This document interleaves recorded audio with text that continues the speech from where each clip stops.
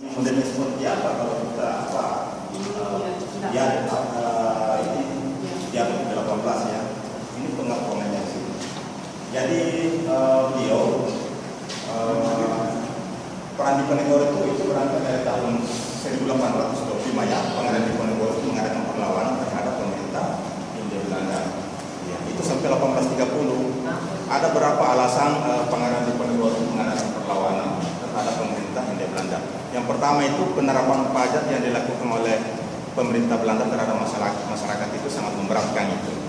Yang kedua, pembangunan infrastruktur untuk kepentingan pemerintah Hindia Belanda ya, memaksa rakyat itu harus bekerja, prodi kerja paksa. Ya. Yang ketiga, raja-raja yang memerintah pada saat itu tidak berpihak lagi kepada masyarakat, tetapi lebih berpihak kepada kepentingan pemerintah Hindia Belanda. Yang keempat, dikasih makanan. Ya, kadang-kadang juga pemerintah Hindia Belanda itu membangun jalan dan sebagainya, infrastruktur, mengambil tanah Pangeran Diponegoro itu tanpa konfirmasi Pangeran Diponegoro. Lalu makam keluarganya ditabrak aja seperti itu. Itulah yang membuat Pangeran Diponegoro sangat marah lalu mengadakan perlawanan.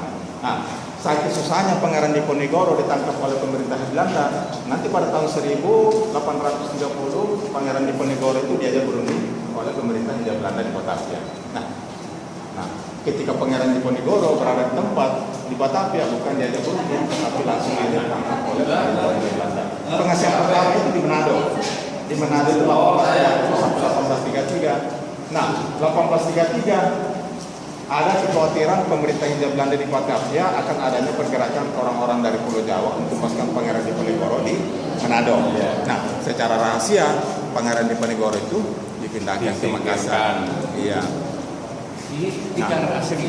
Ya, ini hanya di Remaja. Jadi beliau selama di dalam kompleks Benteng Forkadab ini memang tidak banyak ya aktivitas yang dilakukan, kecuali beribadah, kemudian bersama dengan keluarga, para pembantu lalu Belanda juga. Berapa lama? Tetapi beliau juga menulis tentang hikayat perjalanan Pangeran Diponegoro